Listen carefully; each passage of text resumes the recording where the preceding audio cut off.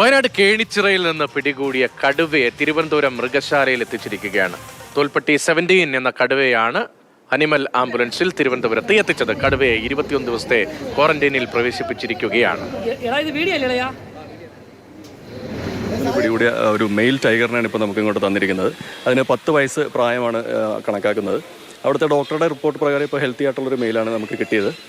ഇവിടെ നമുക്ക് വയനാട് നിന്ന് കിട്ടിയ നേരത്തെ തന്നെ കിട്ടിയിട്ടുള്ള ഒരു ഫീമെയിൽ ഉൾപ്പെടെ ആകെ 4 ടൈഗേഴ്സാണ് ഇപ്പോൾ ഉള്ളത് ചിന്തിക്കുന്നത്. ഇപ്പോൾ തൽക്കാലം അതിന് 21 ദിവസത്തെ ക്വാറന്റൈനിലായിരിക്കും സൂക്ഷിക്കുക. ഫൈറ്റിംഗ്, അതായത് മറ്റേത് ഒരു ടൈഗറുമായിട്ടുണ്ടായ അറ്റാക്കിൻ്റെ ഭാഗമായിട്ട് എൻ്റെ ശരീരത്തിൽ അസകലം മുറിവുകളുള്ളതായിട്ട് കാണുന്നുണ്ട്. അപ്പോൾ അത് ട്രീറ്റ് ചെയ്തുകൊണ്ടിരിക്കുകയാണ്. അപ്പോൾ അത് ഹെൽത്തി ആകുന്ന മുറയ്ക്ക് നമുക്ക് റിലീസ് ചെയ്യാൻ സാധിക്കും. ജിബിൻ ജെവി ചേരുന്നുണ്ട്. ജിബിൻ, കാര്യങ്ങൾ അദ്ദേഹം വിശദീകരിക്കുകയായിരുന്നു. വെറ്റിനറി സർജനാണ് എന്നതാണ് മനസ്സിലാക്കുന്നത്. ഇതിന് എവിടെ നിന്നാണ്, വയനാട്ടിൽ എവിടെ നിന്നാണ് പിടിച്ചത്? മറ്റു വിവരങ്ങൾ കൂടി.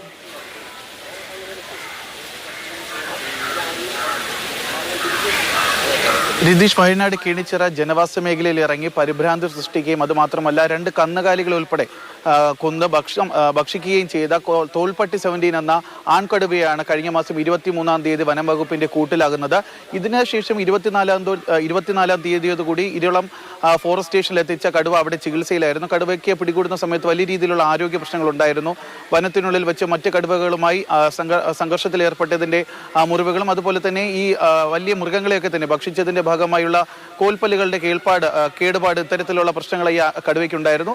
ഇതെല്ലാം അവിടുത്തെ ചികിത്സയിൽ പരിഹരിച്ചതിന് ശേഷമാണ് ഇപ്പോൾ കടുവയെ പൂർണ്ണ ആരോഗ്യവാനായി തന്നെ തിരുവനന്തപുരം മൃഗശാലയിലേക്ക് എത്തിയിരിക്കുന്നത്. ഇവിടെ നിലവിൽ 21 ദിവസത്തെ ക്വാറന്റൈനാണ് കടുവയ്ക്കുള്ളത്. ഇതിനുശേഷം ഈ കടുവയെ നമുക്കെല്ലാം കാണാൻ പറ്റുന്ന രീതിയിൽ തന്നെ കടുവ ഉണ്ടാകും. നിലവിൽ 4 കടുവകളാണ് തിരുവനന്തപുരം മ്യൂസിയത്തിലുള്ളത്. 2 ബംഗാൾ ടൈഗറും അതുപോലെ തന്നെ 2 വൈറ്റ് ടൈഗേഴ്സുമാണ് ഉള്ളത്. അതിന്റെ കൂടെയായിരിക്കും ഈ ഒരു കടുവയെ പാർപ്പിക്കുക. ജിബിൻ ജെവിയാണ് വിവരങ്ങൾ നൽകിയത്. വയനാട്ടിൽ നിന്ന് കടുവയാണ് ഇവിടേക്ക് എത്തിച്ചിരിക്കുന്നത്.